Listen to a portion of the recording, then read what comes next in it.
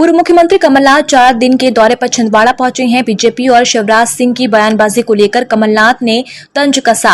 कहा, सरकार अब सिर्फ ठेला चलाएगी, खिलौने ही बांटेगी।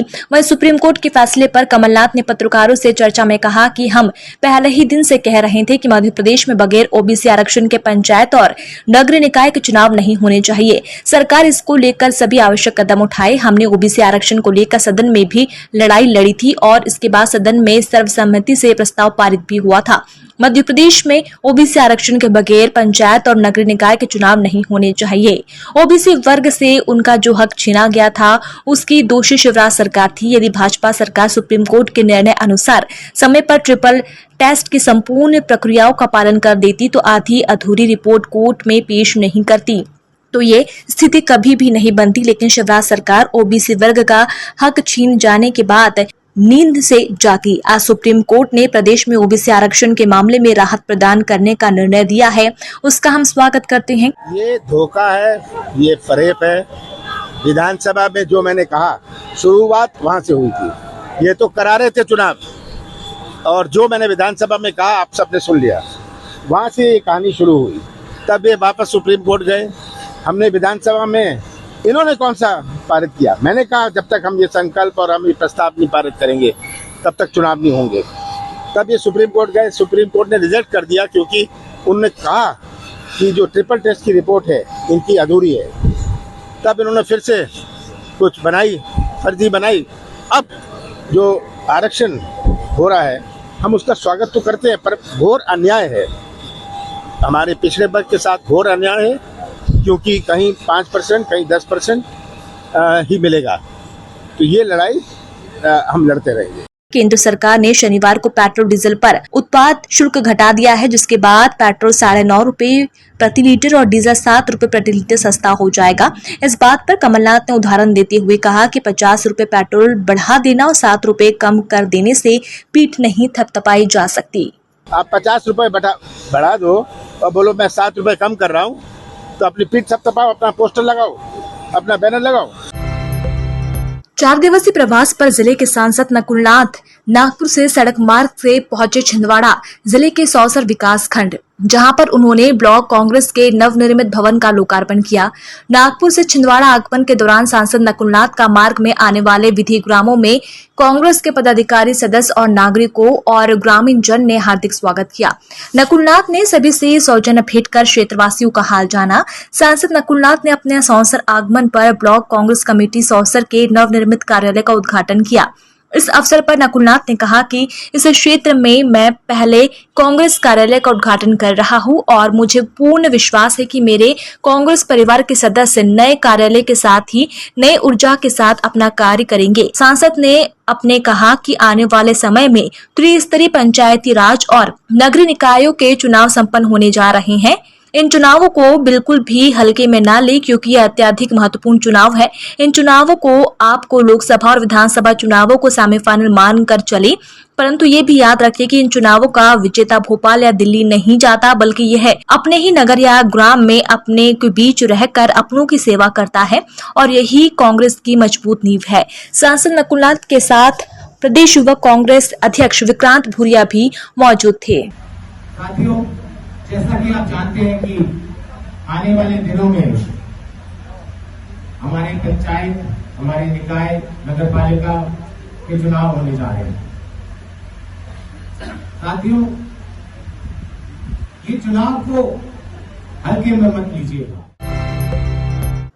कमली वाले बाबा की दरगाह के पास खुले मैदान में रहकर गुजर बसर करने वाले एक भिखारी ने 90,000 रुपए नगद देकर मोपेड वाहन खरीदा है। इतना ही नहीं, वाहन खरीदने के बाद भिखारी के द्वारा उसे नियमित भीख देने वाले दानदाताओं को मिठाई भी खिलाई गई। अमरवाड़ा विकासखंड के ग्राम में रहने वाले संतोष साहू और उनकी पत्नी मुन्नी बाई कई सालों से शहर में आकर रह रहे थे।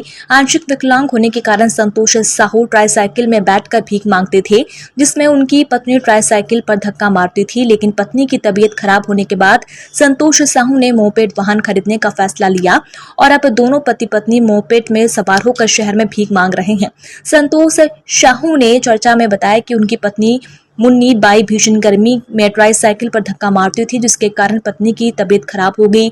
उसके उपचार में 50,000 रुपए का खर्चा भी आया था। इसी कारण पत्नी के स्वास्थ्य को ध्यान में रखते हुए उसने मोपेड वाहन खरीदा है। इससे पहले छिंदवाड़ा की गलियों में बारकोड से पैसे लेने वाले भिखारी भी सुर्खियां बटोर चुके हैं। अब लोगों से पैसे देकर 2 पहिया वाहन खरीदने वाले ये दंपति सुर्खियां बटोर रही है। कितने में लिए गाड़ी? 90,000। कैसे बचा पाते हो पैसे? अभी पेट्रोल इतना महंगा, फिर दिक्कत नहीं होगी? मेरी लगाई की तबीयत खराब हो गई थी, वो कहोती थी धक्का मारते वैसे नहीं बनता, घाट तक आदमी बनता दीवार हाँ ट्राई साइकिल में, हाँ हाँ। तो वो बीमार हो गई थी, तो भर्ती रही 50,000 लगे। कौन देगा? 50,000 लगे उसको ट्रीटमेंट में। मैं तो दिखाई ले लिए एक गाड़ी उठाया मजबूरी में। कितना पैसा? 90,000 कह दिया हूँ। नकदी? हाँ कैश। पूर्व मंत्री चौधरी चंद्रभान सिंह का जन्मदिन रविवार को भाजपा कार्यकर्ताओं और उनके समर्थकों के द्वारा सेवा दिवस के रूप में मनाया गया।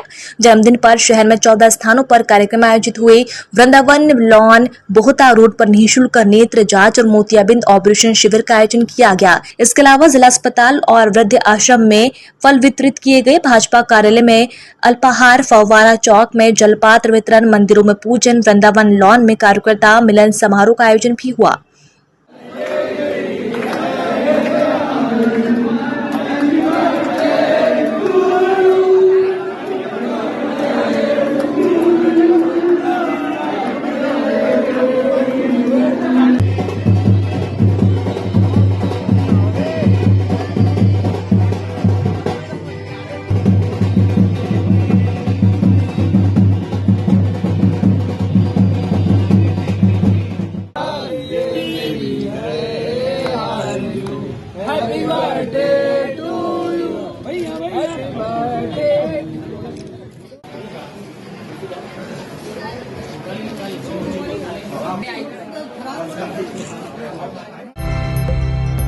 छिंदवाड़ा इतवारी पैसेंजर में 13 मई को इतवारी रेलवे स्टेशन में एक बुजुर्ग पर जानलेवा हमला हो गया, जिसमें सिरफिरे युवक के द्वारा बुजुर्ग से 10 रुपए की भीख मांगी गई थी। लेकिन जब बुजुर्ग ने 10 रुपए देने से इनकार किया तो उक्त युवक के द्वारा धारदार ब्लेड से बुजुर्ग के पेट में वार कर दिया गया, जिसके बाद स्थानीय रेलवे पुलिस ने गंभीर अवस्था में बुजुर्ग को नागपुर अस्पताल में उपचार के लिए भर्ती कराया गया था।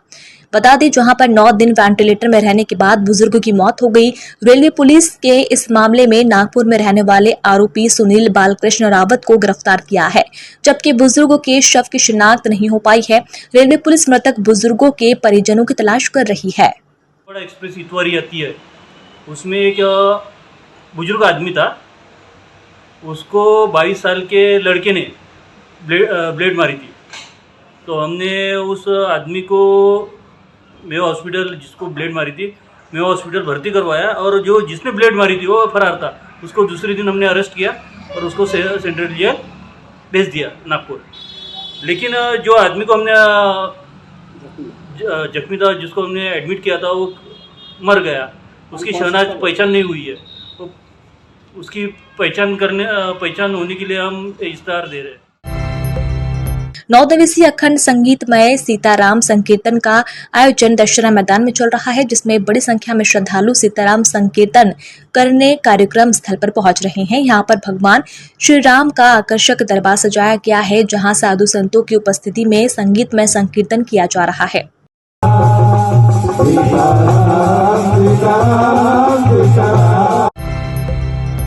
शिवनगर कॉलोनी शिव मंदिर के सामने विकास कार्य कराने के लिए पूर्व मुख्यमंत्री और कांग्रेस प्रदेश अध्यक्ष कमलनाथ के द्वारा 2 लाख रुपए विधायक निधि से प्रदान किए गए हैं। विकास कार्यों का भूमि पूजन आज क्षेत्रवासियों के द्वारा किया गया।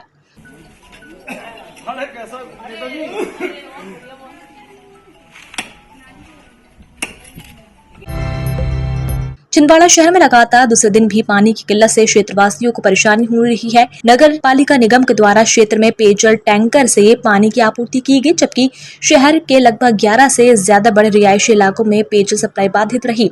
निगम के द्वारा 40 टैंकरों से पानी की सप्लाई क्षेत्र में की जा रही है, जिसमें टैंकर रोजाना 100 फेरे लग रहे हैं। गौरतलब है कि बीते दिन सीवरेज का काम करने वाले लक्ष्मी कंस्ट्रक्शन कंपनी के द्वारा बोधरी नदी के पास पेयजल सप्लाई की पाइपलाइन तोड़ दी गई थी, जिससे आधे शहर में पेयजल पूर्ति का संकट खड़ा हो गया है।